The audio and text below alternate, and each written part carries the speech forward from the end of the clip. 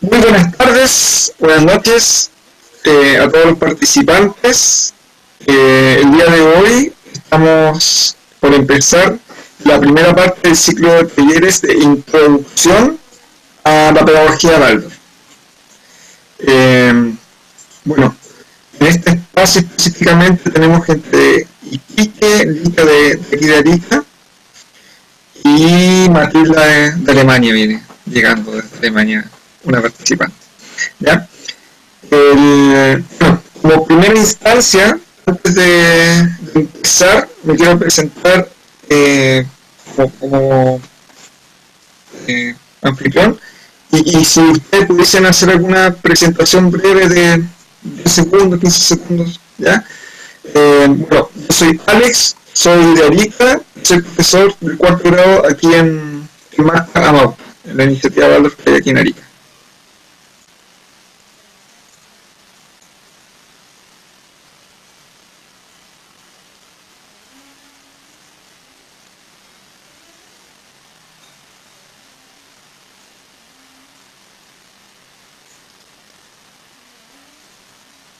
¿Aló?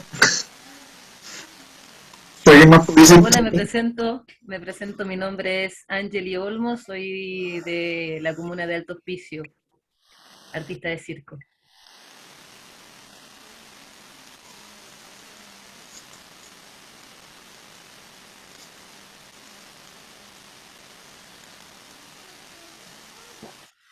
Bueno, mi nombre es Licarayen, estoy acá en Arica y en el momento me encuentro haciendo las clases de música de tercero y cuarto grado en Marca Mauta.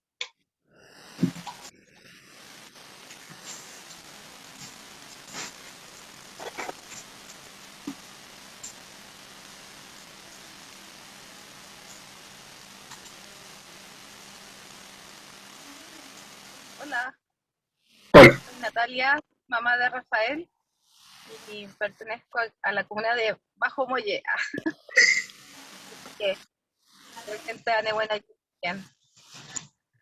Eres apoderada.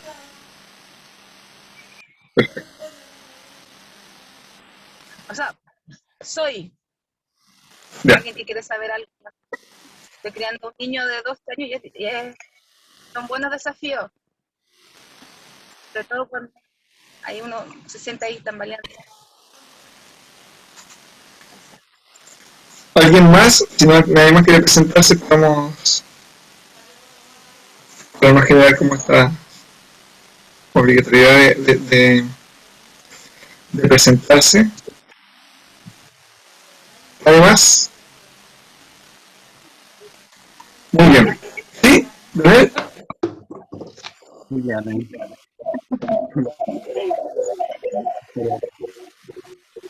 Hay dos personas conectadas cerca de Lionel, ¿o no? es que hasta la cámara. Hay otro aparato abierto, por eso Sí, se cortan los sonidos. sí. Saturando. Sí, o hay dos celulares juntos, o dos computadores juntos, o viceversa. No, sí, es que hay dos PC. Por eso se acopla. Tienes que anular uno, Pero, ¿cómo está poner, sin audio? anular el audio de uno.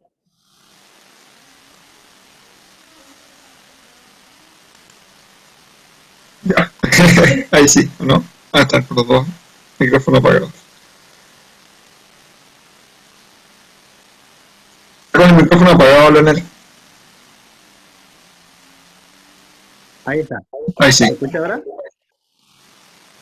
Ya.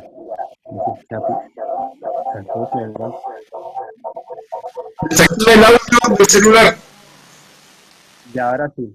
Ya. ¿Qué pasa? Que desactivé del PC, pero pasaba igual, no sé, no entiendo por qué. Pero ahí está mejor. Ya, mi nombre es Leonel y soy un artista local de acá de Iquique. Pertenezco a Nehuen Ayun y también a Semilla Árbol, Centro Cultural. Eh, y eso, estoy aquí y quiero aprender demasiado. Hola, hola, Vale, hola Hola. familia. Tuvimos pequeños percances con la camarita del computador, pero ya lo vamos a hacer desde el celular. Lo siento mucho. Soy Licie, guía tallerista de Buenayún, de este espacio hermoso que está aquí en Iquique, y bueno, y acompañando el proceso de este hermoso viaje de la antroposofía con muchas ganas y de aprender. Para eso estamos. Muchas gracias, Alex. Gracias a ti por la oportunidad. Bueno, para no hacer sentir... ¿Alguien más quiere presentarse? Sí, yo. Ya, perfecto. Ya, hola a todos, primero que todo saludarlos esta tarde y decir que estoy súper agradecida de esta oportunidad, agradecida de ti, no te conozco, pero desde ya te agradezco, agradecida de mi compañera Liz, que gestionó que nosotros pudiésemos tomar este primer taller y que siento que es como un portal que se abre en la vida al menos así lo siento yo como en mi vida, y esperaba muy ansiosa este momento y estoy muy feliz y muy contenta. Me llamo Claudia y soy cocinera, me dedico a los alimentos. Y me encantan los niños. Eso, gracias. Gracias. Muy bien. Si alguien más quiere presentarse, que encienda el micrófono. Si nadie lo enciende, es señal de que están cómodos en la... Perfecto. Muy bien. Voy a compartir ahora el PowerPoint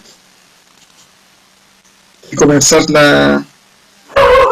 el encuentro de hoy.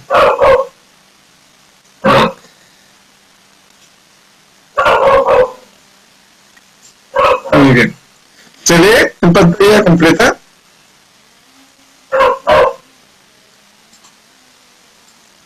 ¿Se ve ya, perfecto. Ahora sí estoy viendo las cámaras. Ya. Muy bien. ¿Se cayó alguien? Lo voy a hacer entrar. Perfecto. Bienvenidos y bienvenidas a todas las personas que están interesadas en conocer un poco lo que es la pedagogía de Waldorf. Bueno, yo trabajo, ahora voy a hablar un poco de mí. Yo trabajo en una iniciativa que se llama Marca Nauta, que comenzó el año 2015 y comenzó como una iniciativa de educación alternativa que desde el año siguiente, desde el 2016 hasta la actualidad, nos hemos ido alineando hacia lo que es la pedagogía Waldorf.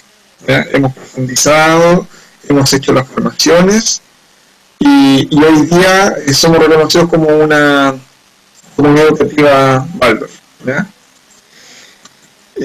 Bueno, con Lisie,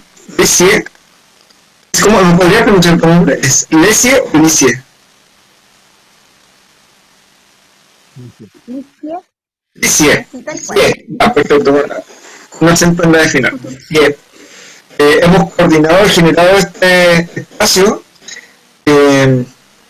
donde vamos a abordar los siguientes temas. Les voy a contar un poco. Yo, desde el año 2017, empecé a realizar unos ciclos de talleres de introducción a la pedagogía Waldorf. ¿Ya? El año pasado cambié el formato en vez de presencial, que como era en un comienzo, lo adapté para que fuese en esta modalidad online. Este ciclo de introducción, yo tengo como cuatro ciclos de talleres distintos, que el que vamos a hacer hoy día es el de introducción. Y consiste en 3 partes, en 3 talleres, que vamos a ver los siguientes temas. ¿Ya? Ahora, este ciclo de talleres lo adapté un poco pensando en cuál es la necesidad que tienen ustedes como grupo. Entonces saqué un par de temas que era la filosofía de los cuentos, de las historias de los cuentos de hadas, y agregué el tema del organismo social, que va a ser la última parte del taller. ¿Ya? Entonces, para comenzar, el primer taller, la primera parte, es el sustento filosófico de la pedagogía Waldorf.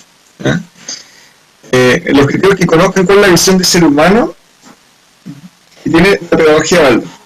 Está basada esta visión en la antroposofía. Ya vamos a ir comprendiendo los conceptos, ¿ya? Bueno, yo soy, me presento así como curricular, yo de profesión soy profesor de Historia y Geografía de la Universidad de Tarapacá. Hice el seminario de Pedagogía Waldorf, soy maestro Waldorf, me equivoqué y acabo de contar, me equivoqué, es Arché, ¿ya? Arché, que es una de las 4 o 5 instituciones en Chile que forman profesores Waldorf, ¿ya? Maestros y maestras Waldorf. Arché, en el Colegio Robert Steiner, en el San Francisco de Limache, en La Serena hay otra iniciativa que tiene formación. Estoy en la reunión. Y en la onceava, creo. En Puerto Varas, perdón. En Puerto Varas. Aparte tengo un magíster en Neuropsicología y Educación de la Universidad Nacional de La Rioja. Como para... Cuando voy hablando se me van hablando de profe de historia, de global, y de repente saco mis datos de neuropsicología, ¿ya? Así que ese va a ser como siempre mi cuando hablo. La modalidad de esto, este taller, es que vamos a ir hablando ciertos temas y voy a generar espacios donde necesito que generemos un diálogo, ¿ya? El objetivo de este taller es generar, ir construyendo, por eso no es un taller masivo, me gusta que sean pocas personas para que podamos ir generando espacio para compartir. Me ha pasado que algunas veces hay grupos tímidos y se ocupa harto tiempo en esperar a que alguien quiere decir algo, necesito que alguien me responda y hay unos silencios incómodos. Entonces les voy a pedir como alta cooperación de la fluidez de este espacio. Bien. Esta primera parte de este primer taller, antes de hablar de pedagogía Waldorf, el objetivo es generar mi objetivo es generar un cisma interior en cada uno sobre nuestras propias creencias sobre educación. ¿Ya? Entonces, antes de la pedagogía Waldorf, vamos a conversar un poco. Bueno, primero, conceptos que vamos a ir repitiendo mucho, ¿ya? Concepto de educación. Voy a dar la definición, lo voy a mostrar, no lo voy a dar yo. Mostrar una educación técnica de lo que es educación, viene del griego, del latín, perdón, pero me gustaría que se fijen en esta formación de la palabra, el prefijo ex, de educar, ex, guiar, conducir, sacar. En la educación, como concepto, ya nos dice algo que se ha perdido, que es sacar lo que uno tiene adentro, ¿ya? Hoy en día, bueno, ustedes mismos han observado como nuestra educación en Chile, nuestra educación se transformó como en una instrucción de meter algo, siendo que el concepto de educación, en su raíz etimológica, es decir, sacar, ¿ya? Sacar lo que uno tiene adentro. El concepto de pedagogía, ¿ya? Es la ciencia que estudia cómo vamos a nosotros, entre comillas, educar, ¿ya?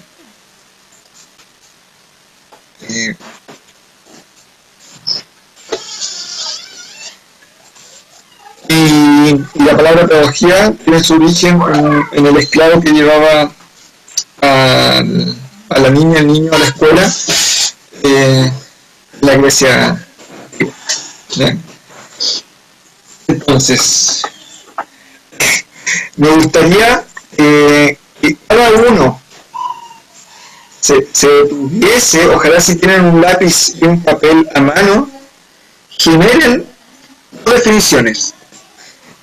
Esa educación, primero, para el sistema, y una definición de qué es educación para mí. O para ustedes, no sé cuál es la palabra que ocupa en este caso, para mí, no para mí, sino que para ustedes. individualmente. Actualmente es educación para cada uno de ustedes, ¿ya?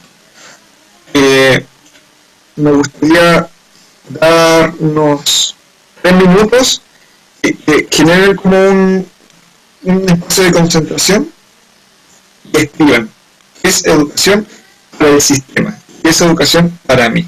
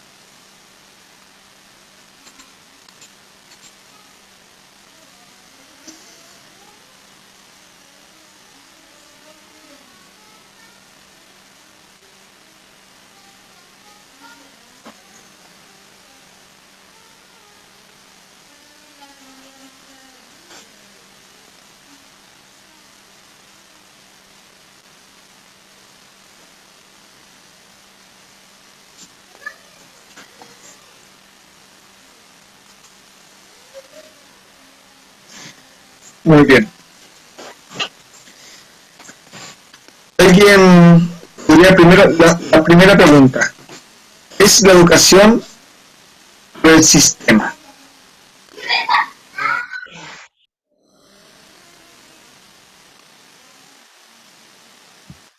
Bueno, yo puedo responder. Sí.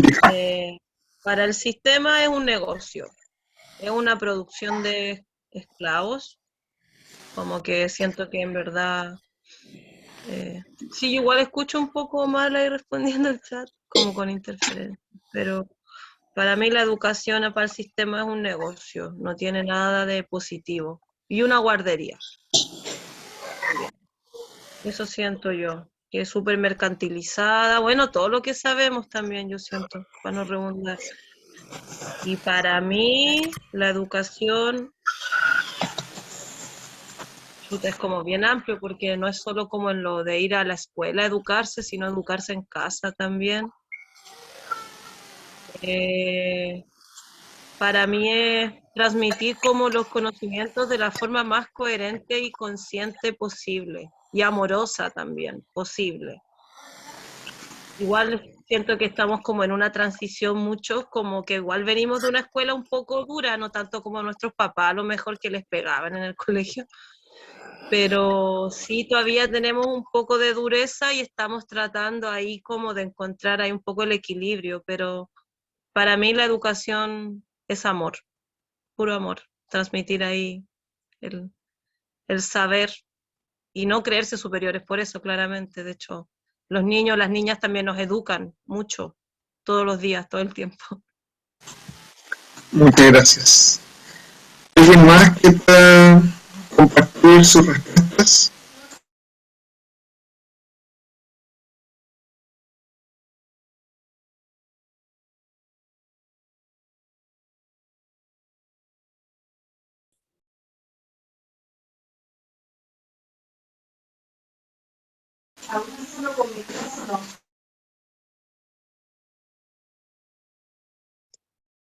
Hola, hola. Me llamo Carlos, me dicen Caco. Solo quería añadir una cosa más que dijo la compañera, me sumo a sus palabras. Creo que para el sistema de la educación es un proceso específico y estructurado que está dividido en eh, en partes y tiene un estilo mecanizado para poder integrar al niño o niña a este sistema en el que vivimos. A diferencia de lo que creo que es la educación fundamental, algo tan versátil y único para cada ser humano y ser humana. Que no tiene por qué ser estructurada de una manera ni tiene que ser mecanizada, sino que tiene que ir en un acompañamiento de un proceso natural y súper subjetivo. Eso. Muchas gracias, Leonel. ¿Me escuchan mejor ahora? ¿Ahora sí? Sí, entonces el micrófono del computador es el que está fallando. ¿Alguien más, que sea antes, que nos pueda compartir su respuesta? Bueno, voy a compartir aquí un poco lo que yo creo. Comparto la opinión ahí del compañero Caco y de la amiga Lika. Creo que la educación para este sistema es un negocio, netamente un negocio, el cual solamente prepara a la gente para hacer obreros y otro grupo para mandar a los obreros. No es una educación que te abre la mente o te lleve a la crítica o a la crítica a lo que está sucediendo en otro sistema. Solamente lleva a estructurar al niño y al joven para la conveniencia de este sistema que solo busca el negocio a través de nosotros. Es lo que genera gente obrera, para en el fondo esta educación para el sistema. Pero para mí la educación es mucho más a fondo, para mí la educación es entregar el conocimiento a través de la empiria, de la experiencia que uno tiene con el chico en el diario vivir. Es como muy amplio, como dice también aquí la amiga, la educación para el chico, porque creo que todos los días vamos aprendiendo, como también todos los días vamos educando, a través de la práctica, de llevarlo a experimentar de forma propia, personal, lo que está adquiriendo como conocimiento el niño. Si tiene que saltar, que lo viva solo, no que le estén explicando cómo saltar. Si tiene que dar un volteo, que lo haga, que lo viva, que tenga la experiencia, no que le está diciendo teóricamente un volteo significa darse la vuelta. ¿Me explico? Sí, completamente.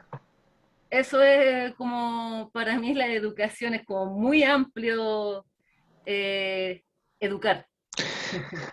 Miren, dijeron hartos puntos de interés. Yo no les voy a dar una respuesta, sino que el espacio era para compartir. Pero tocaron hartos puntos interesantes. Voy a partir de atrás hacia adelante. El tema de vivir la experiencia y no instruir desde afuera. El que la educación, según algunos, creo que fue... Bueno, al final las tres personas dijeron lo mismo, de que la educación termina siendo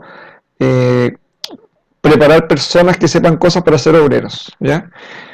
Y que justamente es lo que cuando uno se torna más crítico hacia la educación, es lo que va descubriendo, ¿ya? Y que a pesar de que la pedagogía Waldorf tiene 100 años, es justamente también la génesis que fue generando esta pedagogía.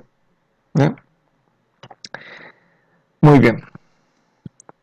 Se me olvidó algo, que nunca es tarde para enmendar el error. Lo tenía aquí al lado, pero con el tema del audio me desvié la atención y se me olvidó. Una de las cosas que se hacen en la pedagogía Waldorf es comenzar las cosas de una forma ceremoniosa y generalmente con un verso. Entonces, tenía que leer un verso al inicio, pero lo voy a hacer ahora. Nunca es tarde. Ya. Se me olvidó este verso que es importante. Solo se dispensa al ser humano el verdadero autoconocimiento cuando con amor se interesa por los demás. Solo alcanza el ser humano el verdadero conocimiento del mundo cuando intenta entender su propio ser.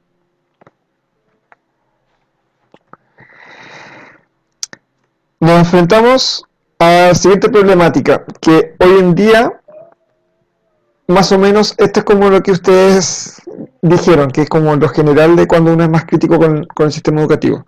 Masificación de conocimientos, propagar la cultura, formar buenos trabajadores, ¿ya? Y algunas otras cosas que se van complementando, que es más o menos lo que es la educación para el sistema. Y la pregunta, nuevamente, ante esta realidad, ¿ya? Que nosotros acabamos de responder, nuestra principal crítica al sistema educativo, justamente es esta simplicidad de, simple y llanamente, formar trabajadores, ¿ya? Otra pregunta, así muy de forma literal en una frase, porque sé que son ideas muy amplias, pero en una frase, ¿cuál es su ideal de cómo debiese ser la educación? O sea, ya tenemos algo que no queremos que sea la educación y que hoy en día es, pero ¿cuál es su ideal de educación? ¿Cómo debiese ser la educación?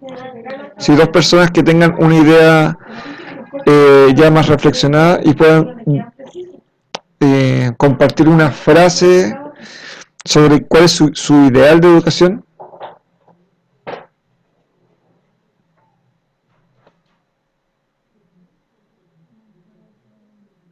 Bueno, para mí la educación debería ser libre y con harta empatía. Escuchar también a los niños y a las niñas, como escuchar sus procesos, yo que estoy en el área más musical, por lo menos cuando he trabajado, siempre trato de saber qué escuchan, qué les gusta, y desde ahí, como desde el placer, que sea lo más placentero posible. Siempre ahí con un margen, porque depende también las realidades de cada escuela, si a lo mejor vaya a un liceo en un lugar más no sé, como más complejo, y si te dicen, no, yo escucho puro reggaetón terrible machista, no me voy a poner a escuchar música desde ahí, pero sí a lo mejor abordaría el reggaetón, como ahora hay que reggaetón feminista, por ejemplo, pero hablo como a lo que voy es de escuchar mucho a los estudiantes, a las personas como también, que sea como un trabajo conjunto entre lo que quieren los niños, las niñas y lo que también es la sabiduría del profesor. Muchas gracias. ¿Alguien más?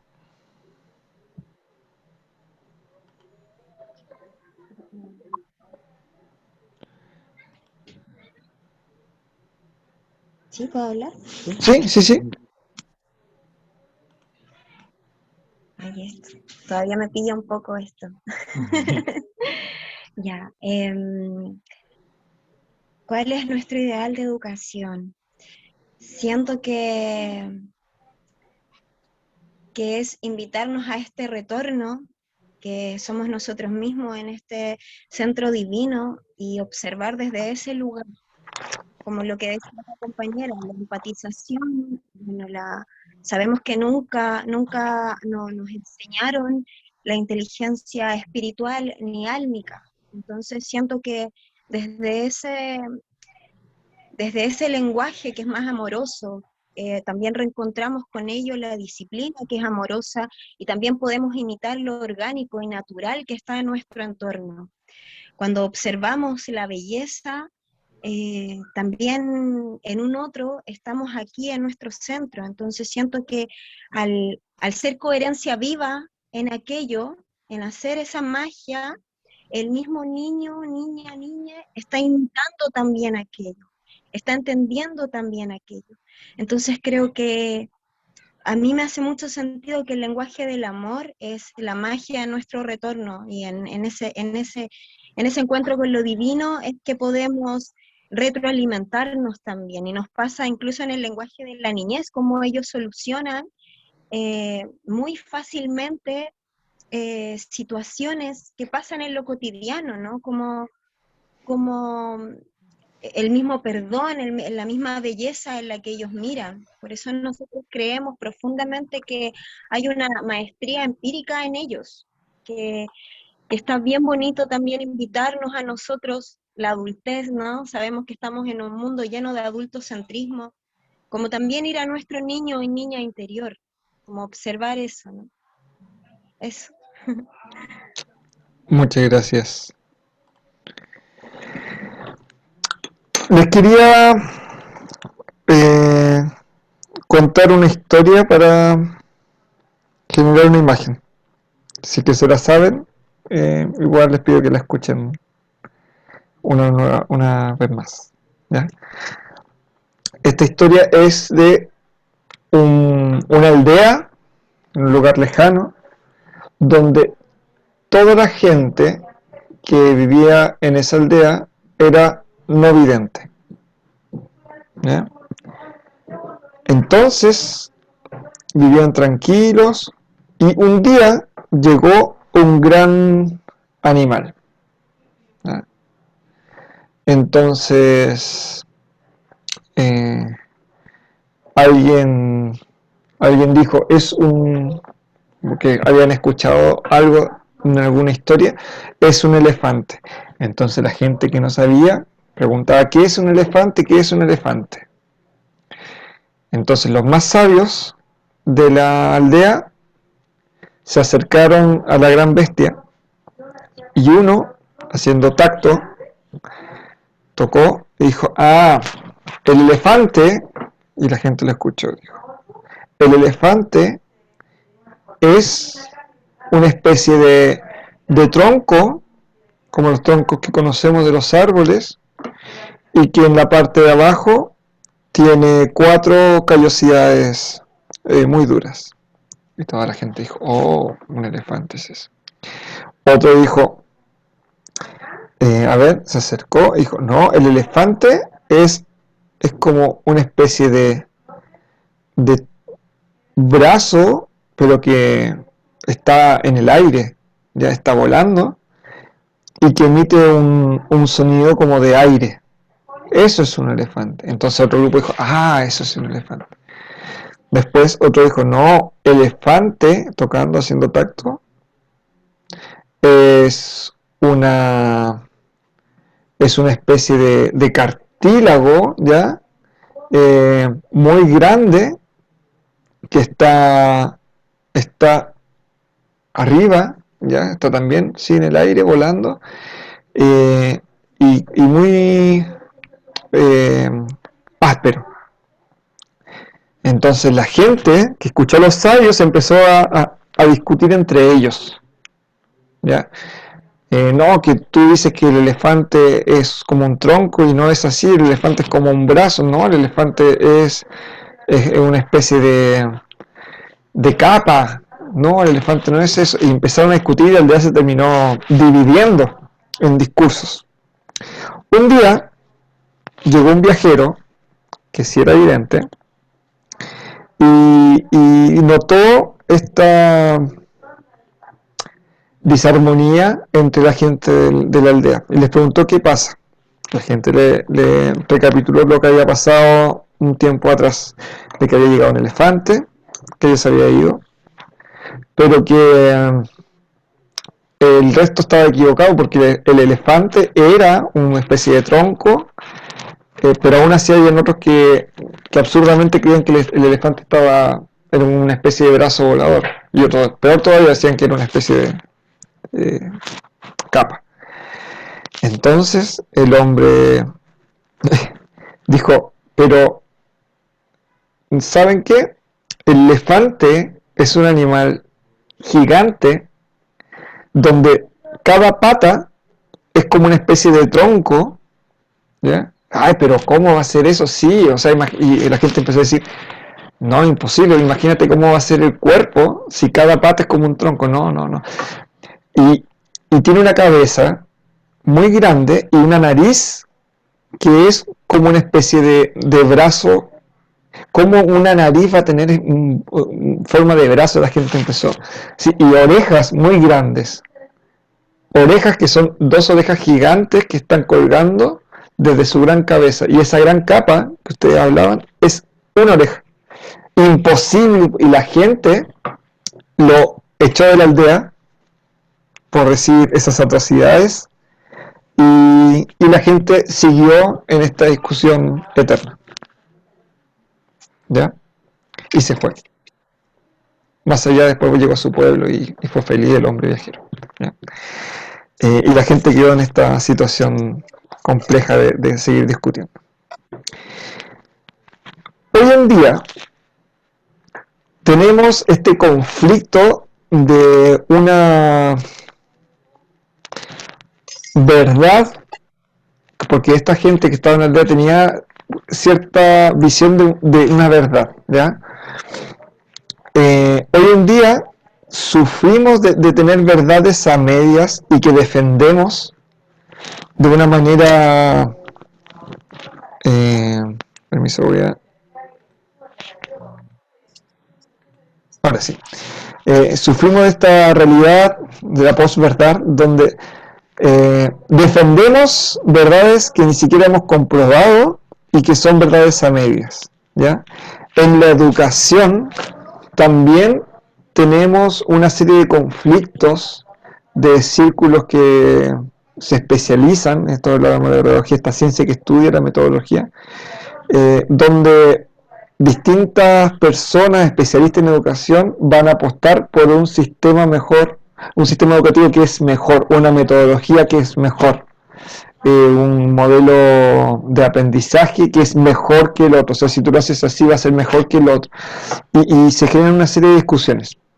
La pedagogía Waldorf no busca ser mejor. Lo que genera la pedagogía Waldorf es un espacio de reconocimiento que tiene como objetivo que cada uno de forma individual logre una visión integral y que en esa experiencia vaya acompañando al ser humano en formación, que sería la niñez. Entonces, cuando uno va conociendo la pedagogía Waldorf, te da una imagen de la educación mucho más integral, pero sin un discurso totalitario de poseer una verdad absoluta y que es así, sino que busca que cada uno explore y descubre. ¿Ya? Entonces, cuando empezamos a conocer la educación, podemos discutir mucho sin llegar a un acuerdo. O sea, lo que busca la pedagogía es que reconozcamos qué somos, quiénes somos como seres humanos, para saber cómo educar, y que cada uno lo va descubriendo. Por lo tanto, se habla de pedagogía Waldorf y no de metodología Waldorf, porque no es una forma de hacer las cosas, ¿ya? Entonces, ¿cómo educar al ser humano? Reconociendo primero qué es el ser humano, ¿ya? Responder estas tres preguntas que son el sustento, la base de la filosofía de todos los tiempos, que quiénes somos, de dónde venimos, hacia dónde vamos. Que en palabras simples, ¿ya? Muy simplista, pero para hacer una frase, que la educación debiese ser la formación del ser humano para que logre ser la mejor versión de sí mismo. Como para comprender, según una idea simplista de la pedagogía Waldorf, sería esto, o sea, que cómo logramos que cada persona sea la mejor versión de sí misma. ¿Ya? ¿Dudas, consultas hasta aquí? ¿Comentarios?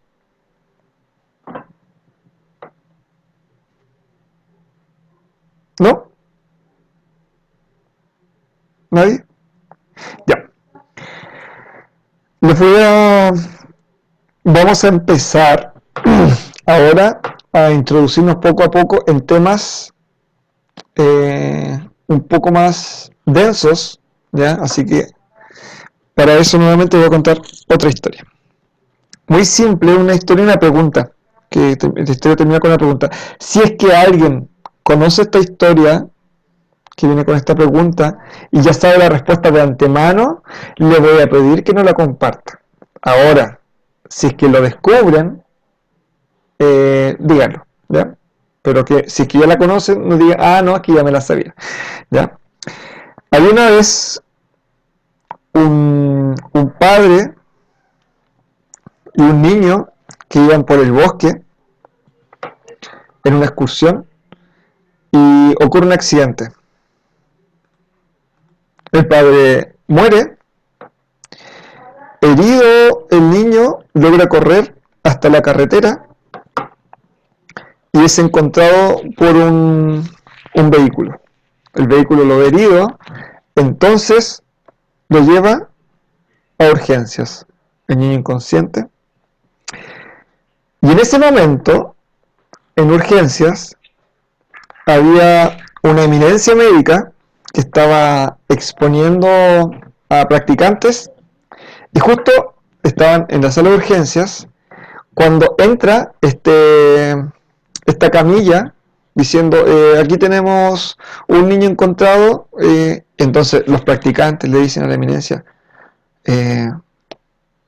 queremos ver cómo lo vas a ver. Entonces esta excelencia médica se acerca a la camilla y dice, no puedo atender, no puedo atender. La gente pregunta ¿por qué? Porque es mi hijo. ¿Alguien tiene una respuesta a esta historia? ¿Cómo la entiende? ¿Que no lo sepa de antemano?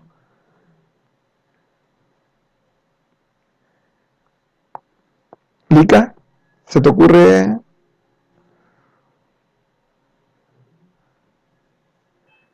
Como que, no sé, como que a veces cuando uno está muy de cerca, a veces como que cuesta ver las cosas, como que algo así, me voy a entender. Puede que esté muy lejos también de... O sea, ¿cómo es que esta eminencia médica dice, es mi hijo? Sí, lo estamos ahí reflexionando. ¿Alguien puede encontrar una lógica de esta historia? Un niño y un padre van por el bosque, un accidente, el padre muere, el niño rescatado en un auto, lo llevan a urgencia, hay una eminencia médica, y la eminencia médica se niega a atenderlo porque dice, es mi hijo.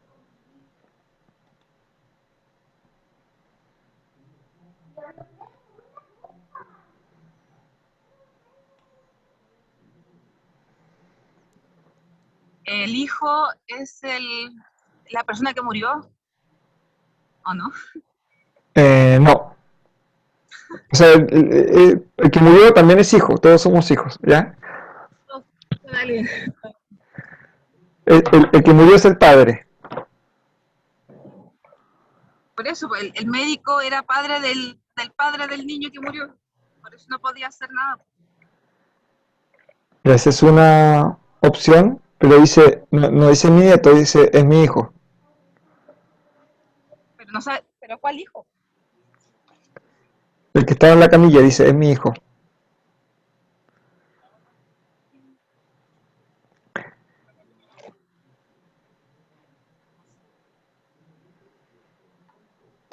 Licie,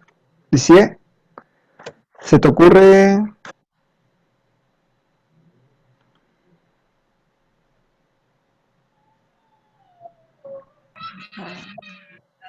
Está bien profundo.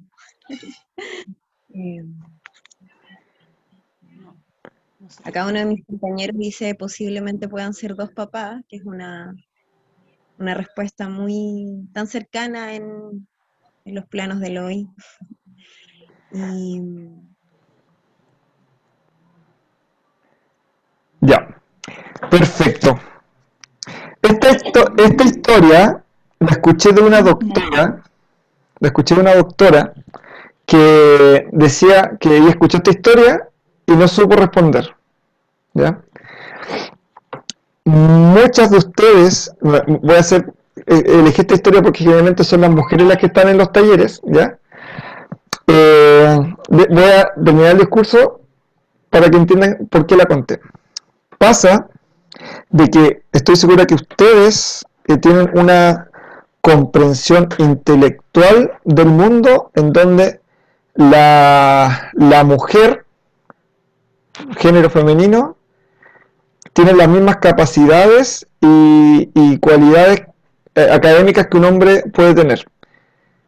Pero aún así, en su discurso inmediato, no conciben que esta eminencia médica sea una mujer, porque es tan fuerte el paradigma de que las eminencias médicas son varones que ustedes no pudieron pensar que la eminencia médica, que es lo más obvio, es la mamá. Sí, pues es la mamá. Entonces, ¿qué pasa? Muchas veces podemos tener una idea, pero que a pesar de que tenemos un discurso, nuestras acciones están dirigidas más por el paradigma imperante que por nuestro propio discurso. ¿Ya? O sea, claro, estoy seguro que todos y todas tenemos aquí una visión de que una eminencia médica puede ser un hombre o una mujer, pero es tan fuerte y cala en nuestro sistema óseo, se podría decir, que la eminencia médica la relacionamos directamente con un hombre. A pesar de que después de ver la respuesta dice, claro, era la madre. Si estoy diciendo que el padre murió y dice mi hijo, era la madre. Muchas veces, en todo ámbito, tenemos discursos, pero que nuestras acciones van a ser dirigidas no por nuestro propio discurso, sino que por cómo nosotros nos fuimos formando, en qué paradigma. Entonces, hoy día vamos a hablar de una educación distinta a la que nosotros tuvimos. Por lo tanto, es un constante conflicto de lo que nosotros creemos, y a pesar de que nosotros podemos decir lo contrario, nuestras acciones van a acercarse más a nuestra vivencia que a lo que nosotros discursiamos. ¿Ya? Entonces, en la educación, nosotros hablamos de cómo debiese ser la educación. Yo tuve esta educación, pero yo creo que la educación debiese ser así. En el momento en que uno está en la labor pedagógica, probablemente se acerca más a la educación que tuvo que a la educación que desea o que tiene como ideal. ¿Ya? Ahora lo voy a ir incluso más en profundidad, hablando de pedagogía Waldorf, donde nos vamos a enfrentar a ideas que nosotros podemos encontrar coherentes, pero esas nuevas ideas se van a enfrentar a nuestras ideas de base que sostienen todos nuestros ideas de base que sostienen toda nuestra red de conocimientos. Por lo tanto, va a ser difícil que entre algo nuevo si es que estas ideas están fundadas sobre pilares de hierro. ¿Ya? Desde la neurociencia y neuropsicología, el olvido se genera por dos motivos. Uno, que el conocimiento nuevo no logra vencer al conocimiento viejo, entonces el conocimiento nuevo se olvida, ¿ya? O el conocimiento nuevo llega y hace que yo no me pueda acordar de lo que sabía antes, porque ya tengo una nueva red neuronal que mató al anterior. Hoy día nos vamos a enfrentar a esta situación donde tenemos ideas fijas y que yo voy a hablar de cosas posiblemente fuera de sus ¿cuál es la palabra? De su área de confort, se podría decir, pero que lo que plantea Steiner, que lo que voy a decir yo un poco, yo no estoy creando nada, es que lo dice en su libro de Teosofía que compró Licea. Cuando empieza el libro dice, lean el libro, lo que dice el libro es algo que yo descubrí y que cualquier persona que reflexione y practica la filosofía va a descubrir lo mismo que yo. No crean todo porque yo lo digo, sino que créanlo porque ustedes mismos lo tienen que llegar a descubrir. ¿Ya? Entonces, para que lean el libro y escuchen mi presentación con una apertura de mente, sin juicios, sin prejuicios. Los juicios háganlos después de una reflexión, pero no durante este proceso donde estamos reconociendo algo nuevo. ¿Perfecto? ¿Se entendió la idea de por qué conté esta historia del... ¿Ya? ¿Alguien quiere decir algo antes de entrar a este nuevo portal? Este es como el momento en que Morfeo le ofrece la pastilla a Aneo. No tan así, pero... ¿Ya? Muy bien. Empiezo con lo fome, pero que lo que más me gusta a mí, la historia. Cortito y breve. ¿Ya? Bueno, la pedagogía Waldorf es una pedagogía que tiene ya 100 años. En 1919 se crea la primera escuela Waldorf. Desde el trabajo de Rudolf Steiner, austriaco alemán, que él plantea tiene un discurso que habla que la educación no debiese ser una simple preparación de mano de obra para las fábricas, ¿ya? Se lo saqué literal y justamente ustedes habían hablado lo mismo, hace 100 años. En plena revolución industrial, la educación se había transformado en un lugar donde los niños aprendían a leer y escribir para trabajar, y las niñas con recursos tenían esta opción de o ser monjas o trabajar directamente de forma,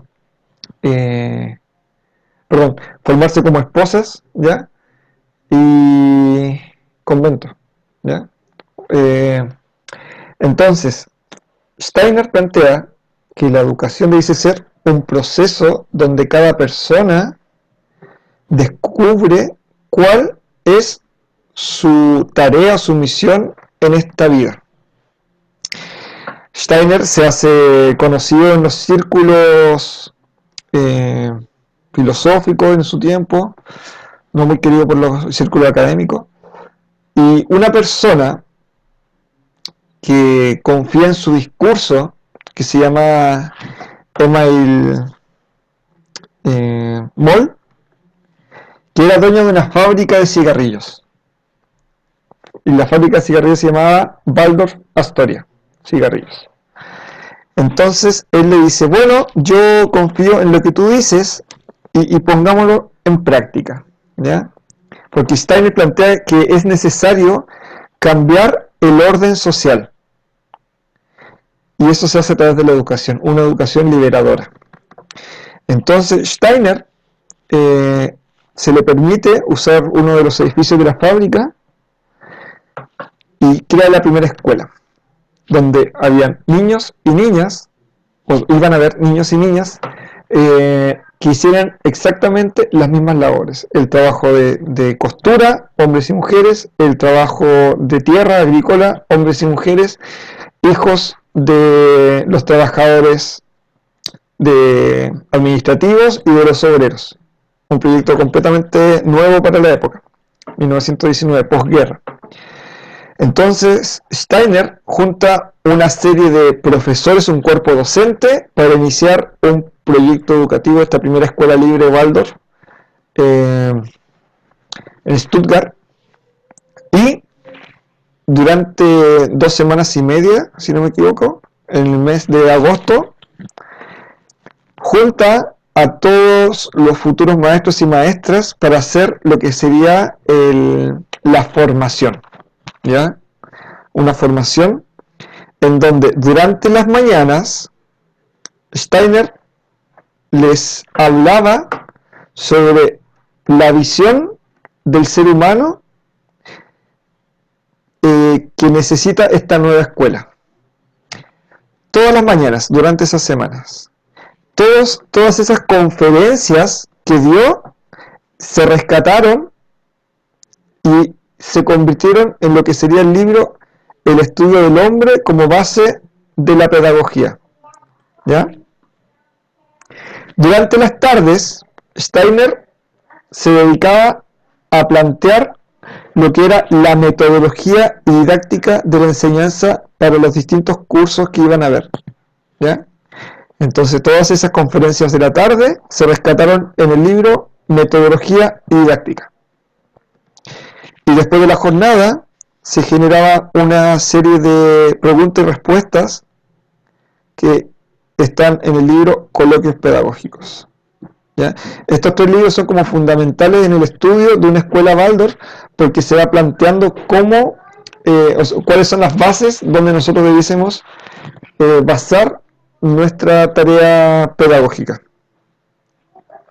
y comenzó una escuela con todos los niveles de forma inmediata, y que el objetivo de la escuela es a largo plazo, de la escuela no como esta escuela, sino que de la escuela Waldorf como organismo, es generar un nuevo orden social donde los principios de libertad, igualdad y fraternidad que el ser humano estuvo listo para comprender cuando su conciencia estuvo preparada en el año 1400, bueno, 1700, ¿ya? 1700 con la Revolución Francesa, incluso antes, 1600 con algunos filósofos comprendían estos conceptos de una forma vaga, y que hoy en día estos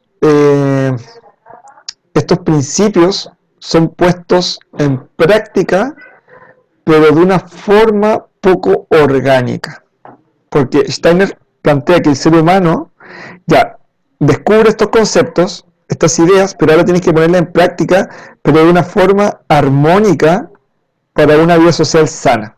Entonces, él dice que la escuela Waldorf va a permitir que los seres humanos, las personas, logren comprender estos conceptos y aspiren siempre a ponerlos en práctica, pero en las áreas de la sociedad que cada principio debiese estar. Entonces él habla que el principio de libertad no debiese regir, por ejemplo, en el ámbito económico de la sociedad, porque eso va a producir injusticia. La competencia en la economía va a generar todo un desequilibrio donde el que tiene, y el que no tiene, no tiene, y yo soy libre de ayudar o no, porque estoy aplicando el principio de libertad. Ni tampoco la libertad debe ser aplicada en el ámbito político-jurídico, ¿ya? Porque eso genera también un Far West, ¿ya? O sea, soy libre jurídicamente, no tengo que rendirle cuentas a nadie. Él dice que el principio de la libertad debe ser aplicado en el ámbito cultural, espiritual de las personas. Hoy día voy a aplicar, tomar como ejemplo Chile, donde en el ámbito cultural se toma este principio de igualdad, ¿ya? Donde todos tenemos que ser ciudadanos occidentales, no indios primitivos, y que está mal ser indio primitivo, ¿ya? Que los aymaras son indios, los mapuches son indios, porque no son iguales al chileno. Y eso es la cruda imagen que tenemos en Chile de cómo aplicamos la igualdad en lo cultural y en lo espiritual. O sea, cómo van a creer en un árbol. O sea, son ignorantes, tienen que creer en el Dios católico, tienen que ir a misa, o tienen que ser lo que yo soy, tienen que ser iguales a mí. Ese es como el principio de la igualdad aplicado en la cultura y en lo espiritual. Y está bien planteado que la libertad dice ser lo que rige el ámbito cultural de la vida. La igualdad no debiese ser aplicada tampoco en la economía, porque no todos necesitamos lo mismo, ¿ya? Las personas muchas veces necesitan tener menos para una experiencia espiritual más enriquecedora, y algunos necesitan tener más porque tienen más hijos, y la igualdad no debe ser aplicado en la economía, porque también genera una injusticia. La igualdad debe ser aplicado en lo político jurídico, ¿ya? Donde cada persona, independiente su etnia, su género, su cultura, todos debemos ser iguales ante la ley en el ámbito jurídico. O sea, yo no por ser familiar de alguien voy a tener más derechos que otra persona. No corre. Pero hoy en día justamente ocurre eso. Se aplica la fraternidad en lo político jurídico. ¿Se han dado cuenta? O sea, ya claro, atropellé a alguien, pero mi papá es amigo de tal persona, entonces yo, a diferencia de otra persona, voy a salir sin un juicio, sin un veredicto de culpable. ¿Por qué? Porque hay relaciones fraternas entre ciertas personas que aplican la ley, ¿ya? Y también genera injusticia. finalmente, el que queda por descarte, en lo económico lo que debiese regir es el principio de la fraternidad, donde las personas debiésemos avanzar fraternalmente desde el amor hacia el ser humano, y que eso debiese ser nuestra aspiración en lo económico, en donde las relaciones económicas se rigen no por el mercado donde yo quiero gastar lo menos posible para tener la mayor cantidad de cosas, sino que regir siempre nuestra vida económica desde lo fraternal. ¿Ya? Que lo podemos ir viendo un poco más en profundidad más adelante en otro taller. Es súper interesante este tema. La pedagogía, la educación, ya sea cual sea, es un laboratorio de preparación para que cada individuo vaya tejiendo en su interior el cómo debiesen ser las relaciones entre yo y el resto. Si es que yo me educo en una sala donde genero esta competencia, esta visión de que usted, Juanito, usted puede ser el mejor de todos, estudie, no le diga a nadie las respuestas para que usted se saque el 7, ¿ya? Y el resto de los niños que son menos avanzados, los vamos a hacer pruebas distintas, y todos saben que son pruebas distintas, pero porque ellos son menos capaces, ¿ya? Son los pobrecitos. Entonces, ¿cómo este curso, sale a un mundo donde, claro, Juanito, en todos los ámbitos de la vida, tiene que competir, ser el mejor, avasallando, y que tenemos un grupo de la sociedad, lo más normal del mundo, que estén excluidos, que son los pobrecitos, ¿ya? Y que no son parte de nosotros, están aparte, hay que excluirlos. ¿Por qué? Porque esa fue la experiencia que tuvimos como escenario de laboratorio y que se va a forjar como sociedad. Entonces, ¿qué dice la educación Waldorf? Tenemos que generar que la institución, la escuela, ¿ya?, sea un organismo que se base en estos principios de libertad, en lo cultural, espiritual, fraternal en lo económico e igualdad en lo político jurídico, para que las niñas y los niños que están viviendo la experiencia educativa se empapen con una vivencia de estos principios, para que ellos luego sean actores que van a observar y actuar en su círculo de una forma libre, fraternal e igualitaria. Paro aquí. ¿Dudas, consultas? Esta es como la parte histórica de... Vamos tampoco adentrando. Me gustaría detenerme a ver si alguien quiere consultar algo.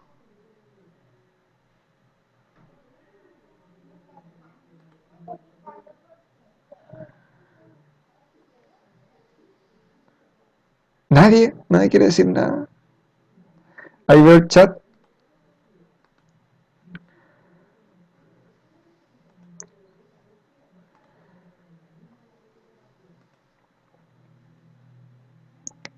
Ahí. Esperemos un poquito. ¿Qué dice el chat? Todo muy claro. Buenas noches, disculpen, tuve una dificultad con mi teléfono. Si se escucha con estática. Ya, ¿nadie quiere decir nada? ¿Ninguna duda, consulta? Me gusta detenerme para... Yo más que una consulta, como ese ejemplo que diste como del niño que tiene que sacarse solo el 7, como que igual no, me lleva al colegio como cuando uno ahí pasa la respuesta, ¿cachai?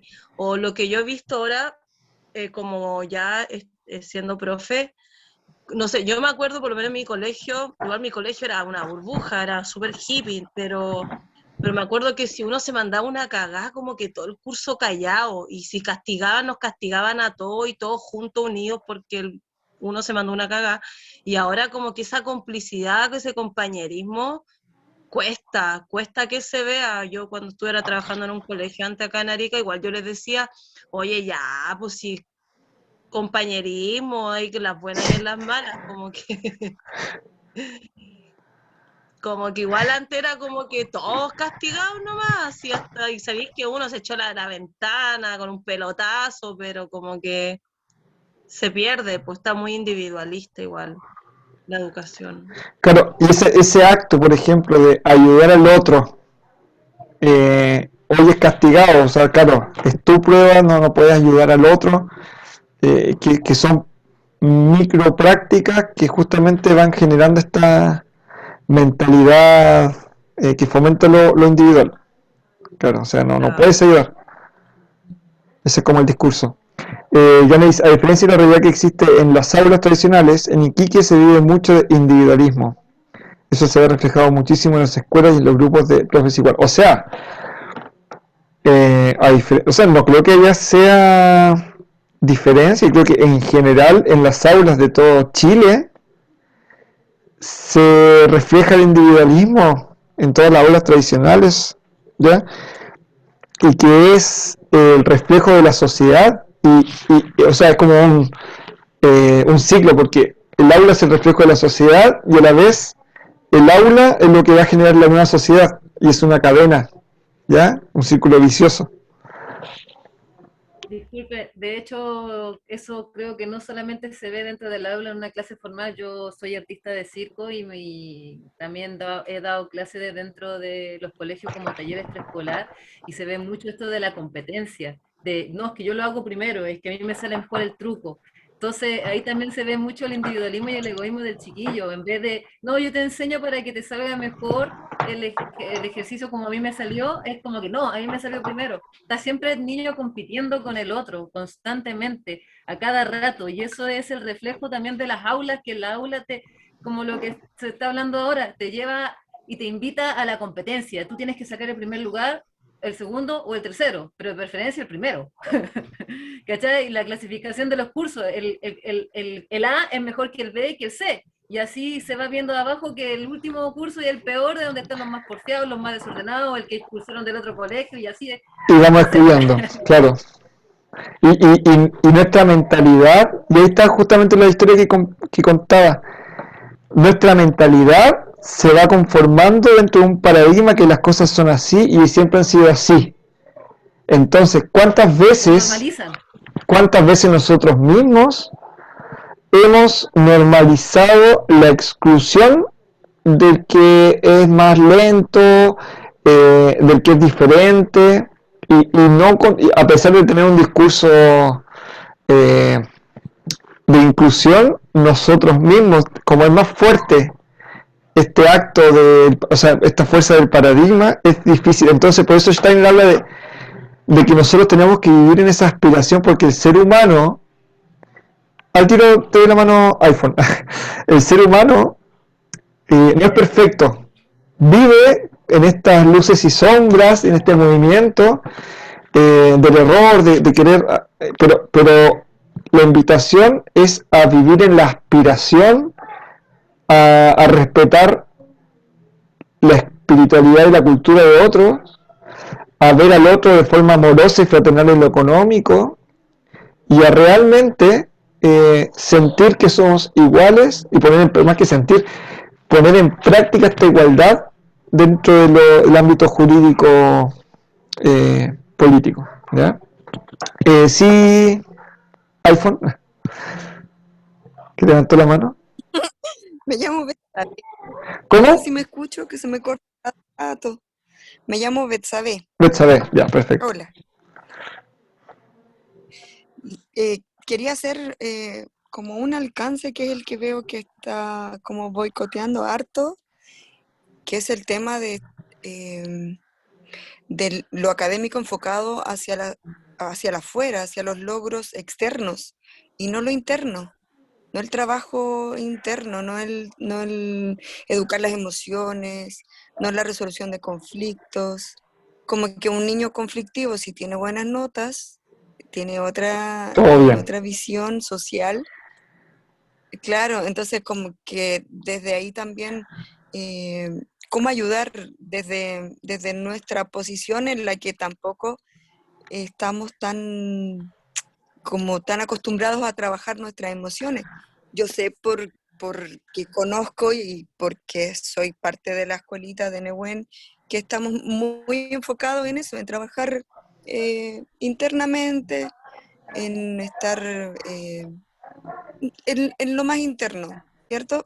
pero me siento que aún estamos al debe en eso y que es lo que le debemos a nuestros niños, a nuestras niñas y a nuestras niñas. Cuando yo estaba en la universidad, yo estudié en Valparaíso un de intercambio. Y el profesor nos dio un ejemplo tan fuerte que me quedó marcando tanto sobre cómo hoy en día, claro, justamente esta visión académica empapa tanto la escuela y nos dio un ejemplo tan terrible.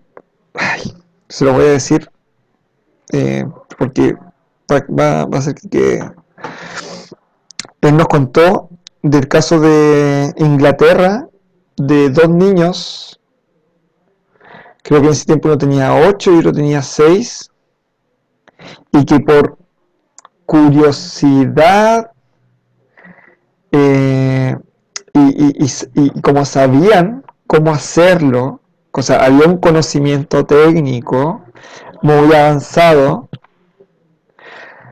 en la estación de tren se robaron a un niño de 3 años, lo llevaron a un sitio y con un cuchillo lo abrieron para ver cómo era el niño por dentro, cómo eran los órganos, ¿ya? Atroz, ¿ya? Creo que como hace 2 años salió, o el año pasado salió la noticia que el más grande cumplió la mayoría de edad como para ser condenado, entonces, y salió libre, y volvió como a la temática.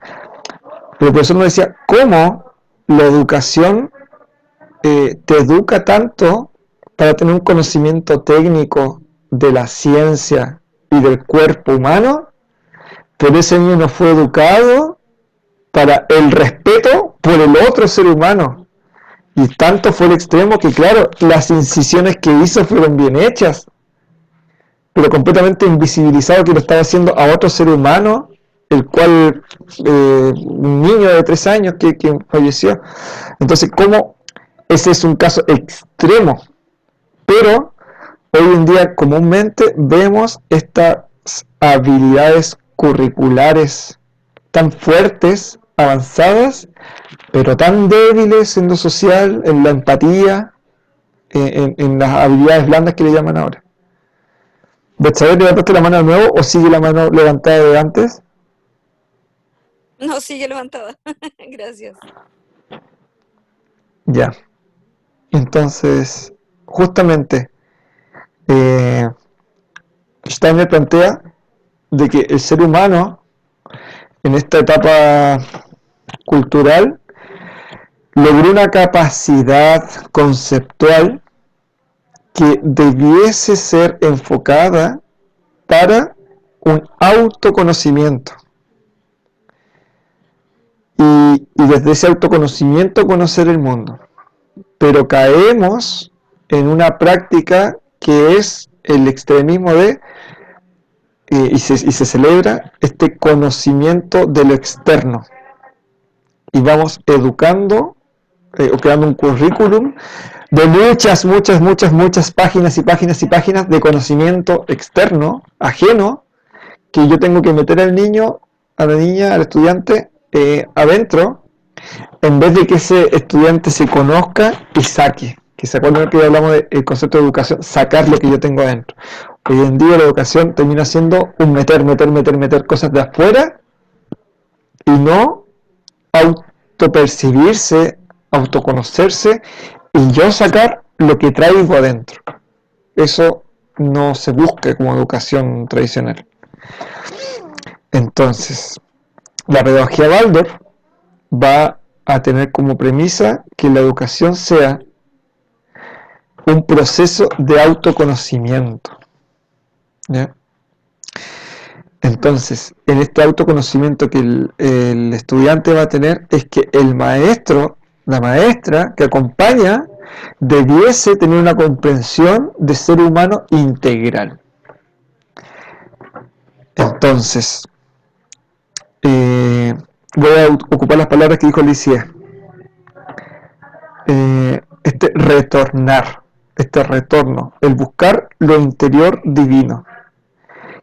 Y la pedagogía de Waldorf, en estos libros estas conferencias que da Steiner, que dice el estudio del hombre como base de la pedagogía,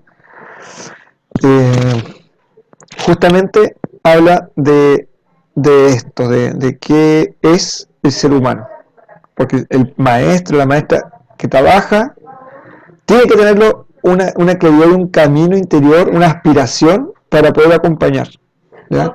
Porque no basta con conocimiento en el discurso, sino que debes haber una vivencia para que esas vivencias guíen tus acciones. Entonces, quiero que veamos, revitalicemos nuestra vista con lo que vamos a ver ahora. ¿Qué están viendo ahora en esta imagen?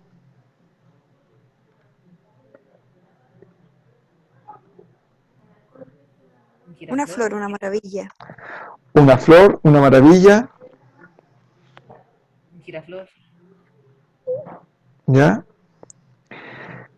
Claro, tenemos una idea, ¿cierto? De que es una flor. Pero, ¿qué pasa si...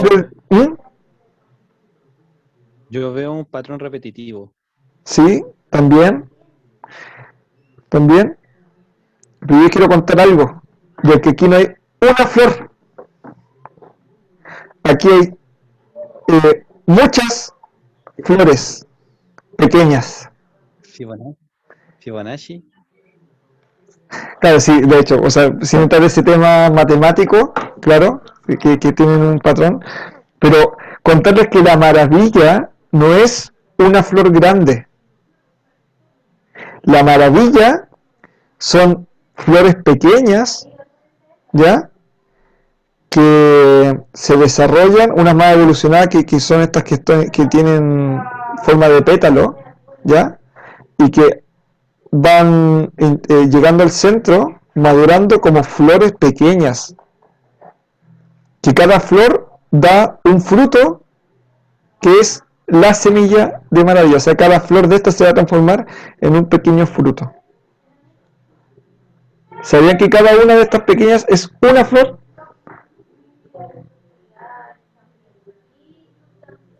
Lo había escuchado alguna vez. Entonces, es algo que hemos visto siempre. Todos hemos visto una maravilla, ¿ya? Yo cuando supe esto de que cada una era una flor, como que quedé tan maravillado al conocer algo nuevo de algo que ya conocía. Igual la mora.